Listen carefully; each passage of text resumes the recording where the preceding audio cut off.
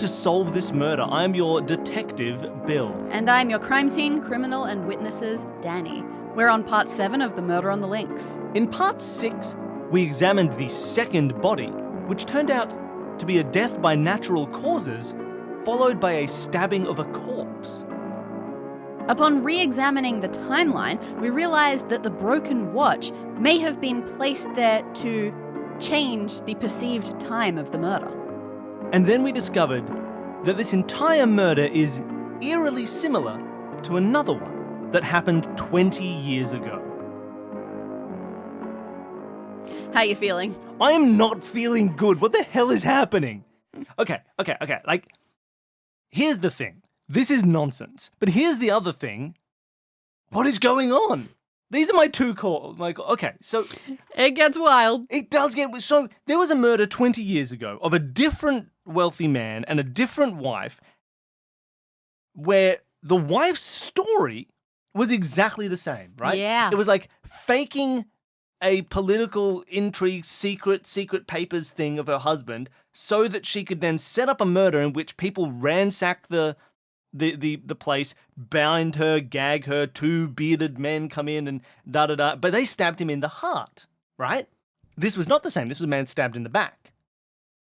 Wait, sometimes you just got to talk it through. So here's what this means to me. Mrs. Renault thought, I love this. Let's do it. But she said to her husband... I love what? Sorry. I love this plan. I love doing a 20-year-old murder. Oh, okay. But she didn't want to do it to kill her husband. What she wanted to do was set it up. This theory did not hold water yet, but hold on. She wanted to set it up to fake her husband's death so he could leave and get away from his, I don't know, creditors or something, right? That's why the original murder had a stabbing through the heart, right? What did this murder have? Well, we've just discovered a second body that was stabbed through the heart while wearing like a blue suit. A fancy suit. Now, we discovered that body was like a vagrant passing through town. And he had on a fancy blue suit. Maybe her plan was, with her husband, like, they found this... He died of an epileptic fit. And they went, this is our perfect chance. Dress him up in your fancy blue clothes. A nice, expensive suit. We stab him through the heart. We pretend it's you. I don't know, because you're new here. The French people don't know you. We just, like, all I need to do is, like, identify. You say, that's my husband, right? They kill him. Put him in the bed. It's like, here you go. He's a vagrant. A vagrant, right? So she's like, okay, that's the plan, right? Whatever, they try and stage the rest of the murder. I don't know why. But she doesn't think it's going to be her husband dead. She thinks it's going to be this vagrant that they found. But then I ask her to identify the body, and she goes, wait, what? That's why she freaks out so much. She's like, that's my... Because she wasn't like, oh no. Like, she fainted. If she had known her husband was really dead, and then she saw her dead husband, she wouldn't be like, oh my God, what the... She'd be like, oh no, and she'd turn away. She wouldn't be like, shocked, but she was shocked. She was like... Holy hell, what the heck is going on? That's my dead husband. She fainted because she didn't expect it to be a dead husband. She expected it to be a vagrant in a blue suit stabbed through the heart. But then she was like, well, that's my husband in my son's coat stabbed in the back. These are different criteria and they've made me legitimately sad. That was her bit. So it was an attempt to fake the death of the husband. Is there anything else from earlier that you can make fit into this? Yes. I don't know yet. I basically want you, like when we do Escape This Podcast and you have to check off items, I want you to check off things that work for this. I'll check off gun, just kidding. Have we stumbled accidentally onto a denouement? Have I just basically cracked it? I think I've cracked it. I mean... I'm looking at Dani's face and she's looking at me like, yeah, you've definitely cracked it. She's not. She's really not. Well, here's the thing. You've discovered a plot to not kill Mr. Renault. Yeah, you're right. Shut up. I don't know the rest of the actual murder yet. Quiet. Hold on. Let me figure this out. I'm looking through my notes, everybody. This is it. If you're following along at home, look through your own notes. I'm assuming you've got like a cool little, like a moleskin notepad that you keep in your jacket pocket, and you take it out and you flip it over, like flips up like that, and and you get your pen out and you're like, just one more question. That's where I'm at. I'm looking through my notes. Let's say she tried to fake... Well, okay, the day he has the fight, he suddenly sends out... not the fight, here's the argument with the vagrant, we see the vagrant die. The day we get the dead vagrant, he's like, this is my chance. He immediately sends out a thing to Poirot, like, I fear for my life. Oh, if someone kills me, this is why. Oh, it's a long-running problem. Do. So he sends it out. That's like evidence. Then he sends his chauffeur away because maybe he doesn't really want Poirot to arrive. I don't know. He's like, Poirot, I'll pick you up. Call my chauffeur. And he's like, chauffeur, get out of here. I don't want Poirot investigating. I just wanted to set a paper trail that I asked Poirot to investigate. Maybe. But then he says, for God's sake, come. That's weird. But that's like an addition. Maybe at first it was like, oh, great, this is an excuse. But then he was like, oh, actually, no, now I do fear for my life, really. So I'm going to add a little addendum of like, actually, could you come, really? Like, could you really come? Because the first was just a paper trail for my fake death. But the addendum is, oh, actually, I really wouldn't mind if you did come. All right. So there's something there, maybe. Okay, that's something. That's something, everybody. Holy heck. Holy butts. All right, so next, going back to my notes. I have so many notes. I've got more notes than you have. What else happened that day? What else happened that day? Let's go look at my timeline. He says to Jack, go to South America. Why does he say to Jack, go to South America from Paris? Because he wants to give his son an alibi? So they don't suspect the son in his murder? That'd be a bit weird. Oh, why would Paris not be enough of an alibi? Why would Paris not? Because why would Paris not? Yeah, why would you send him to South America? Because he's going to be in South America. I had the copy of that of the telegram, and it seemed off to me for some reason. It was just very Just abrupt. it was telegram language. Yeah. It was basically just like, please go to South America. Did it say South America? What did it say? Yeah, Buenos Aires, Santiago, etc. Okay, so it wasn't like South America, meaning my house. Unlikely. Okay. What could be another reason for sending him Well, away? he has all his business in South America. Sending him away also stops him coming to the house and seeing you and recognizing that it's not the body. You say go away because he's another person who you don't know whether or not he'll look at the corpse and be like, that's not my dad. That's a random man. You would very much expect that he would know what his father looked like. So that makes him seem like he's not in on this plan. Because otherwise you would call him in and say like, hey, back me up and say this is your dead dad. So he's now not in. I gotta remake some notes. Okay, hold on. Faked death with vagrant. Jack sent away to not ruin plan. Now, sometimes I worry when I do this out loud that people are going to judge me because you're all now getting a live feed of how long it takes me to write words, and I worry that you'll be like, he's such a slow writer. I was like that when I was on Triviality writing down my answers. Everyone was saying, oh yeah, locked in. I just went, oh my God, this is a 2-line answer. They're lying. So Jack sent away to not ruin the plan by identifying that's not my dad. That's not my dad. That's not my dad. And they call him vagrant. They call him PT. That's not my dad. That's not my dad. Yeah, Sorry, cut that. You want me to cut that? That's gold. I don't even know if that's a song outside Australia. I'll have to find out. Okay, so he'll come back and say, that's not my dad. Does this give you any further thoughts on the chauffeur? Okay, the chauffeur also could identify, that's not my dad. Or my boss. Chauffeur sent away. He sent away anybody who knows him. But the servants know him. Do they? I mean, they've been there for 6 weeks. Surely they'd recognize him at least a little. Would they be the ones asked to identify a body? Leonie is blind. Sorry, no, wait. Francoise is blind. Leonie is... Well, she spilled tea 3 days ago. Who would you get to identify a body? The wife. 100%. I mean, you would get family, for sure. Or just anyone who is actually close to them. Or someone who's been with him for a long time. Yeah. I'm assuming the chauffeur is not with the house. So he's trying to fake his death. But then he dies. Here's the problem. And this is why Renault was so worried. Now, first of all, why would you fake the death? You'd fake the death because there is some money issue. If I could find out that or because he's being blackmailed and he wants to get out of that situation. You already very much know he's being blackmailed. And he is being blackmailed. You just don't know why yet. No. That's why I sent you, Poirot. Didn't you find out who Madame Dubroy is? Yes. Oh, has he told me? Is she the woman? The wife of Arnold Baraldi? Wait, hold on. P.T. Renault is the lawyer from the previous story. He is George whoever, because he did the stabbing, then he disappeared, and he sent a letter of confession to get the wife. But he hasn't been caught. So his secret that he is trying to protect is that he is George. Do you recall that nobody knows anything about his pre-South American life? I did not recall that nobody knows anything about his pre-South American life, but it's a very good point. Already at the start, I was like, you think maybe he's French, maybe he's French-Canadian, or maybe he's, okay, whatever. All right.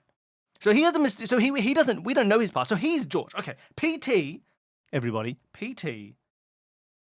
is George. Now, I don't have a surname written for that character. Cano. Oh, I was going to write Lazenby. Well, how do you spell Cano? C-O-N-N-E-A-W, Cono. All right, so P.T. is George Cono, a con artist. He did the stabbing and he disappeared. Now, what do we know about the wife? About Arnold Baraldi's wife? Did we get a name from the paper of who she was? Or just not particularly. His wife, Madame wife Baraldi. And with daughter.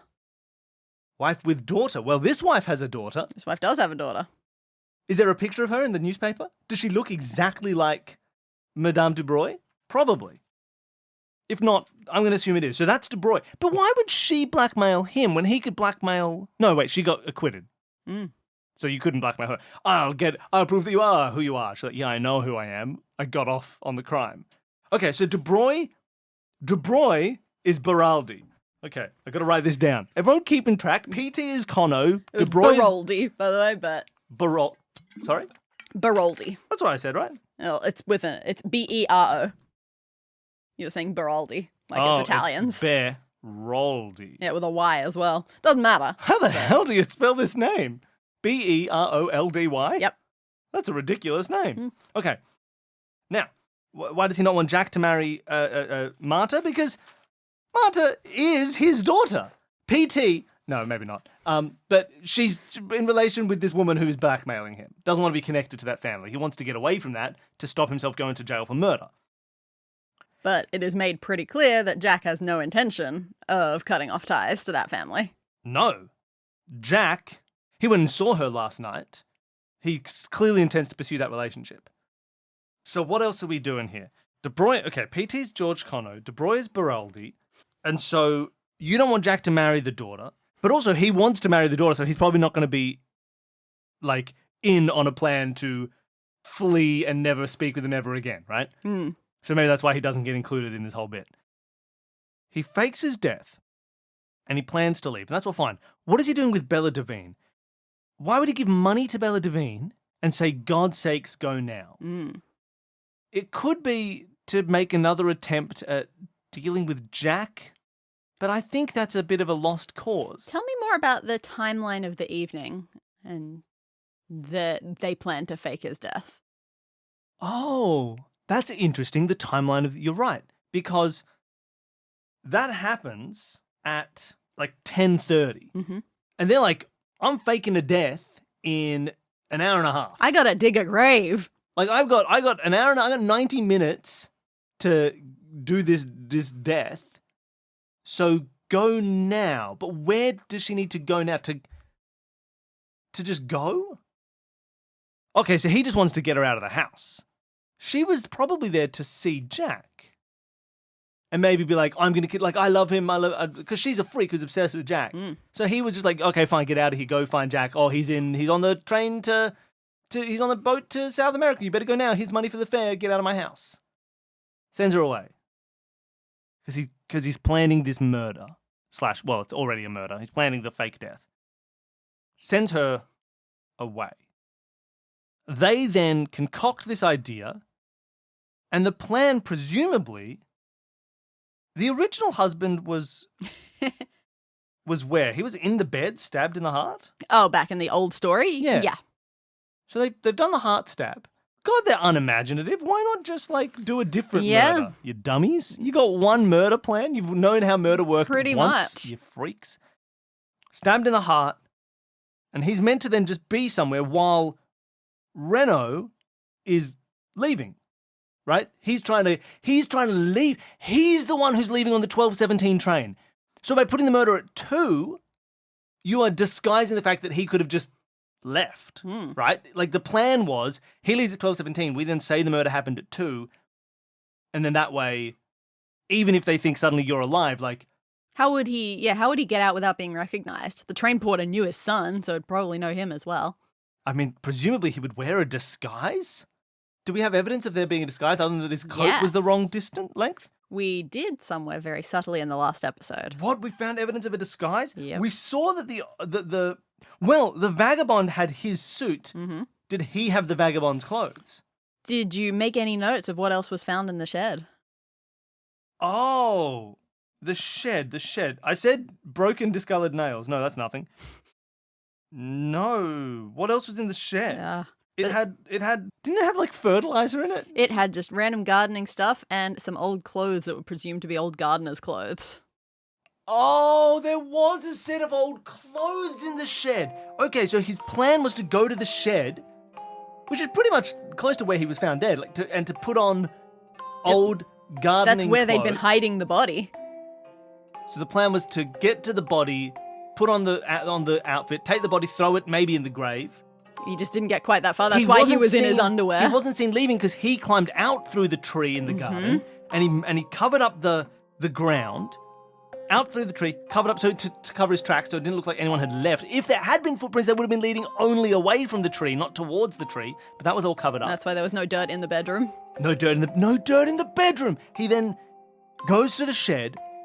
He goes, all right, body's here. I'm going to put on the gardener's clothes. I'm going to take the body, throw it in this shallow grave, make it look like people tried to kill me. We got the story. But put it in a place that's definitely going to be found. People are going to see it. There's no, I want the body to be discovered. The French don't know me, so they're just going to have to take my wife's word for it, which is what ended up happening. They said, look, we need the wife to identify whether this is him.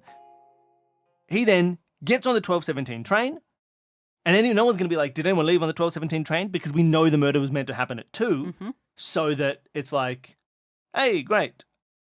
Why would we even ask about the 12:17 train? The murderer couldn't have left then, so no one's even going to ask questions about it. He gets on in gardener's clothes with a big hat, being like, I'm just going back to the Calais. And then he does whatever the hell he wants. He starts a new life, something he's done before. He knows how to do it. The wife would meet him somewhere maybe, right? Because he seems like he loves his wife and she loves him, so she'd meet up somewhere. So this was the plan. I think we've solved the plan. That's it. I've got the plan, everybody. It was trying to fake the death. We know the mechanism of how he faked the death. We know the motive for how he faked the death. The vagabond, I guess, just died, and it was a bit of a, oh my gosh, this is it. This is our chance. We've got to work quickly. And that everything was organized on that day. And that's where you get, like, an allowance for some of the silliness of the plan. Like, why bother setting a clock 2 hours forward and breaking it at midnight and not just break it at 2 a.m.? They didn't have time to plan all these details. It was a spur-of-the-moment thing. There are some things where they thought of one solution. They could have found a better solution. In addition, who would have broken it at 2 a.m.? Dubroy. Oh, sorry, Renault. Renault could have broken it. She could have.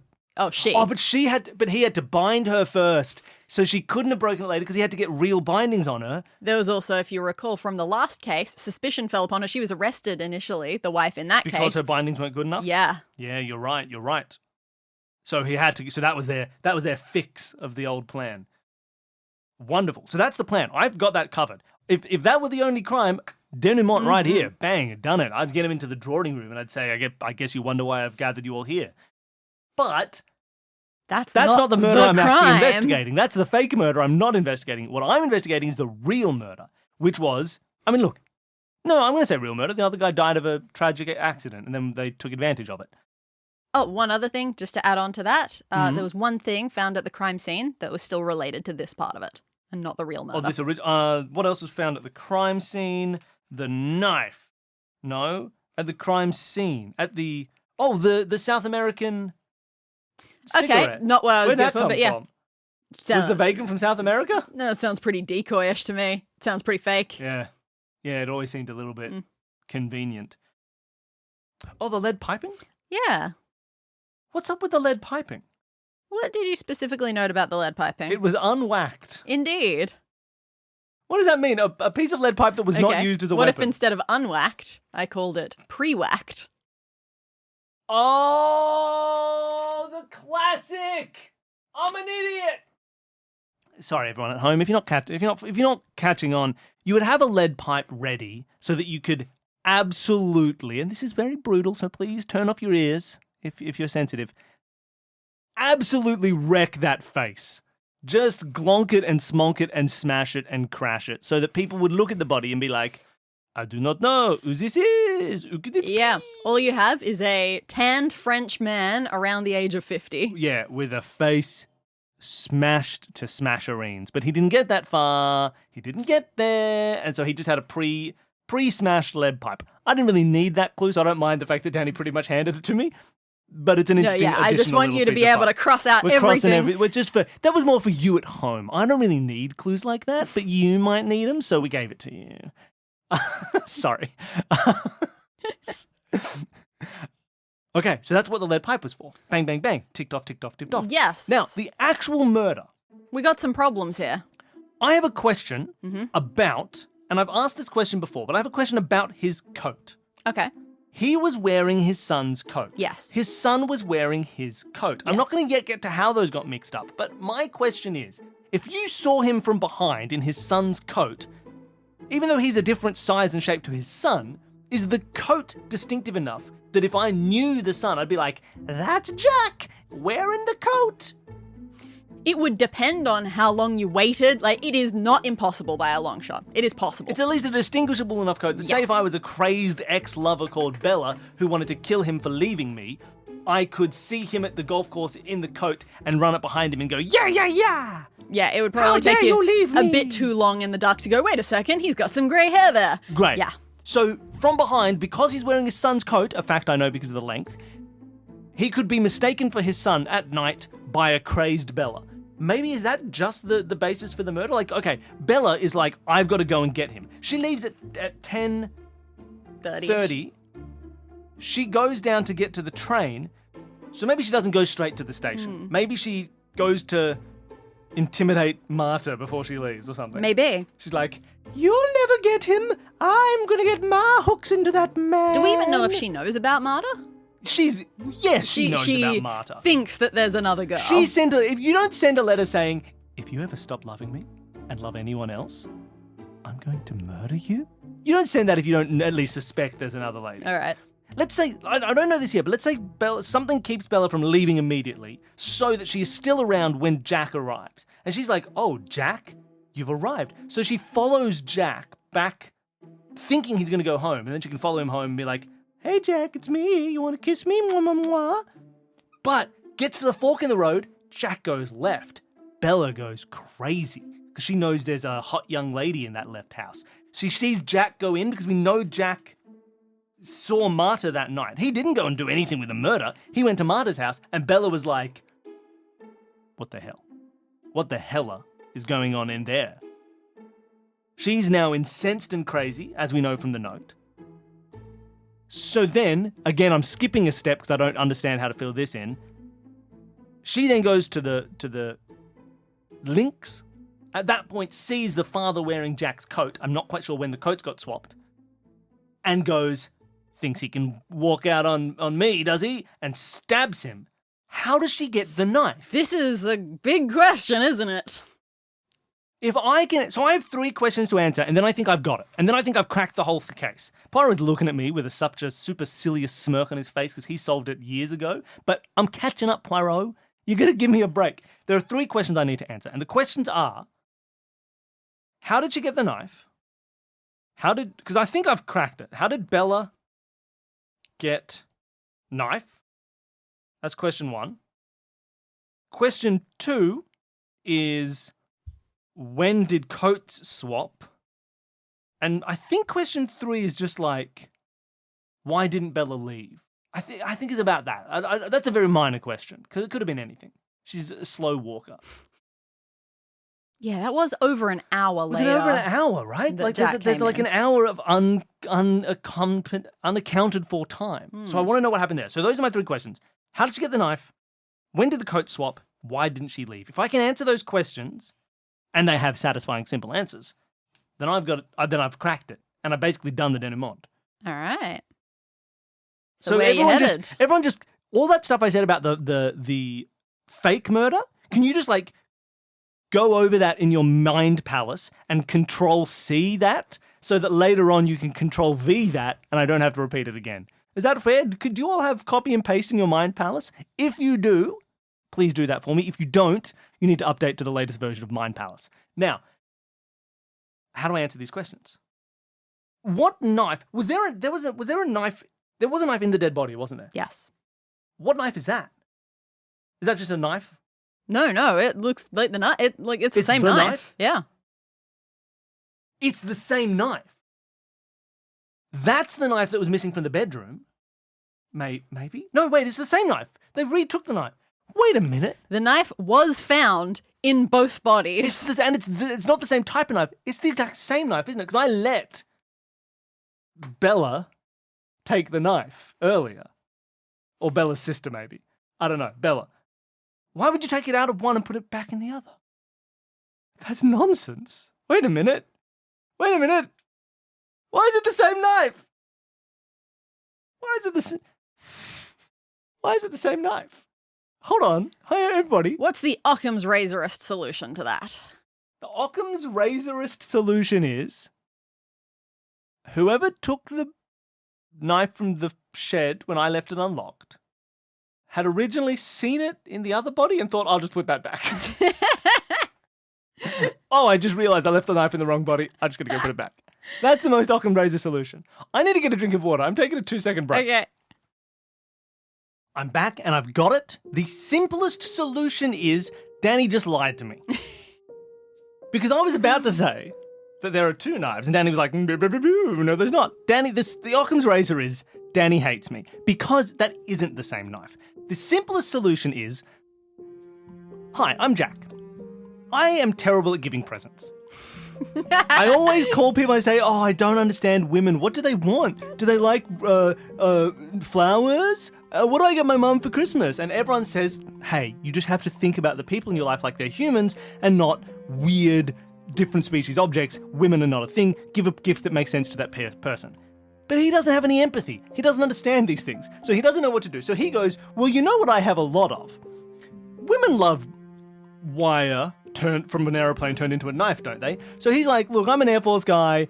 I just have one gift that I give to everybody, which is, it's a knife made out of the wire of a plane. So mum says, oh, my birthday's coming up. And he says, don't worry, mum, I gotcha. And he goes, have this knife. It's made from the wire of an aeroplane. And then Bella says, I love you. It's our anniversary in 2 days. And he goes, oh, this Bella, this freak. Okay, oh, it's our anniversary? I've got a lovely gift for you. It's this knife. It's made out of the wire of an aeroplane. Here you are. Marta, can I check? Now, this is my fun way to figure this out. Can I check if Marta has a knife made out of the wire of an aeroplane? You do a quick search of a house, you don't find any. Yes, I do. You know I do. That's his one gift.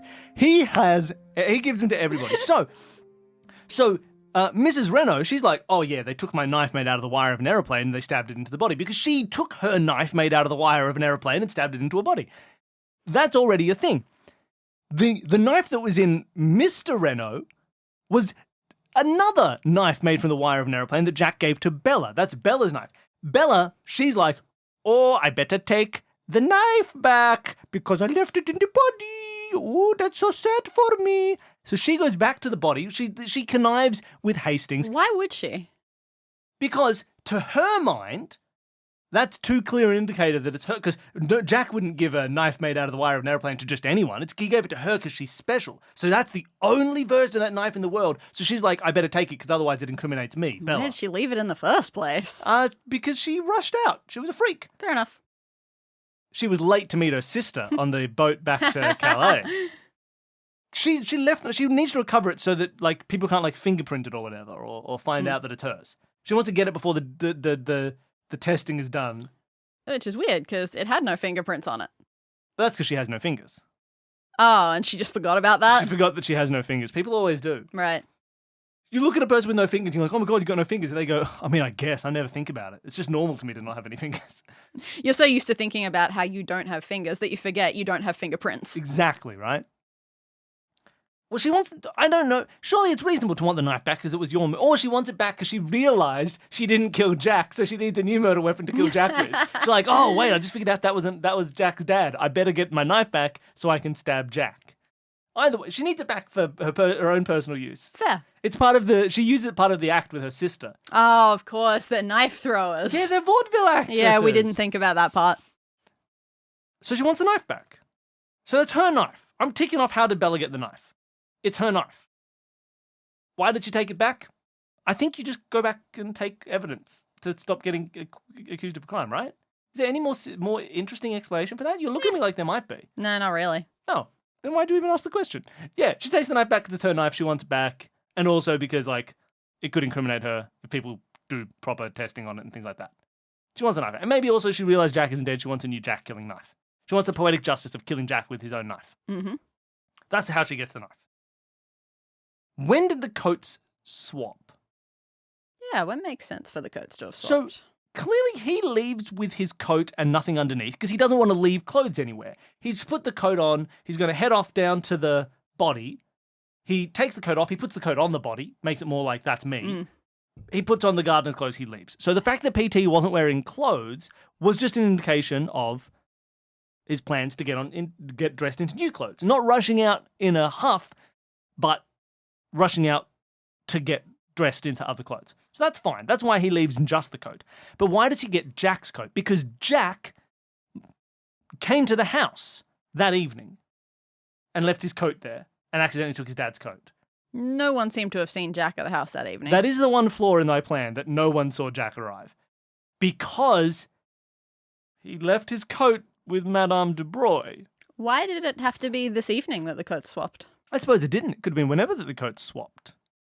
But that would mean Jack has been here.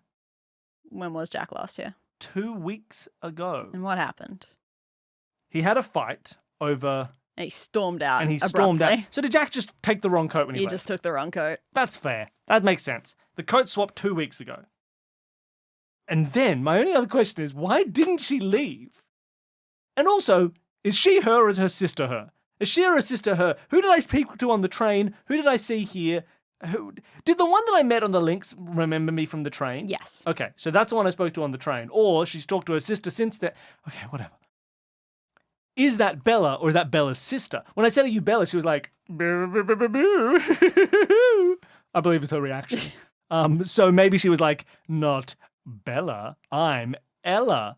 They're called Bella and Ella, I've decided. So she was coming back to grab her sister's knife. Her sister left it. And then she was like, oh, I'm so dumb. I left a knife in her body. Could you go get it? And she's like, yeah, fine. I'll go get the knife from the body. So she comes back. But the reason her sister didn't make the original trip is that she was busy murdering. Even though that was not the same day by any means. It was like the day before. It was the 10:30 when she was meant to leave and she didn't. No? Yes. How did that timeline work? The moment I was on the train heading back to Calais, would that have been the same day that she was... To be honest, I have no idea. I don't even know if it specified what day that was in the book. Okay, we don't know. I don't know the timeline. But it was a pretty quick turnaround.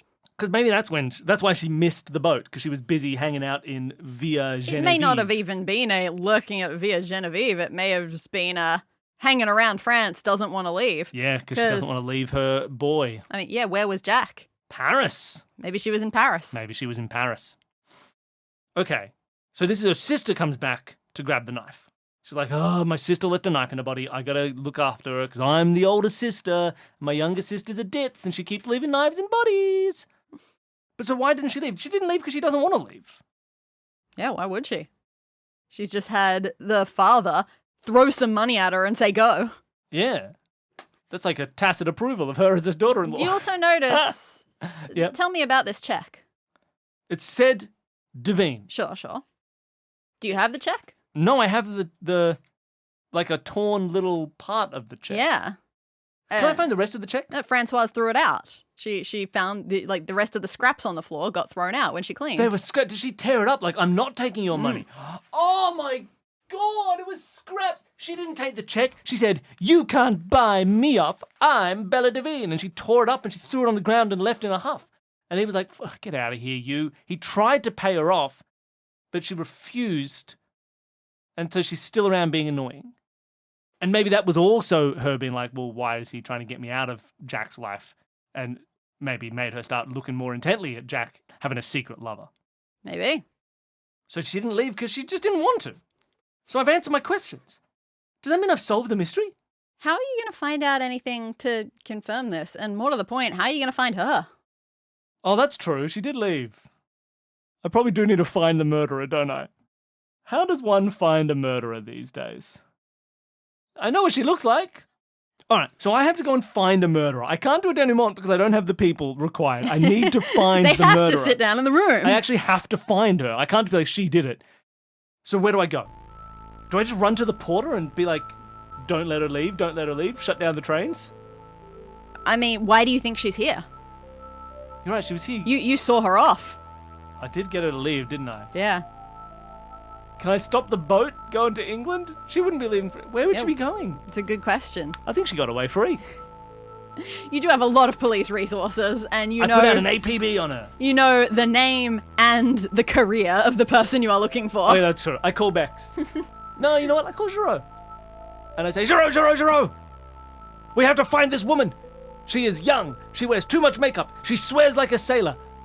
There are two sisters, the Devine sisters, Bella and someone else. And they're from England, but they could be in France, and they're vaudeville performers. Get all the hands on deck looking for this lady. She killed P.T. Renault. And Gerard, on the other end of the phone, goes, you still at Villa Genevieve? Yes? We made our arrest. Oh, you found her? No, we arrested Jack. Oh, Jack didn't do nothing. Early, because, he's confessed. Oh, why do they all do this? These men!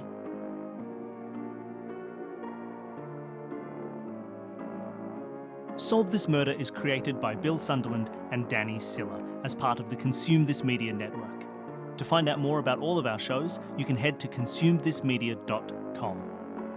A special thank you to Jared, Devon and Whit from the podcast Advanced Sagebrush and Shootouts for creating our theme music, and thanks to all of you for listening.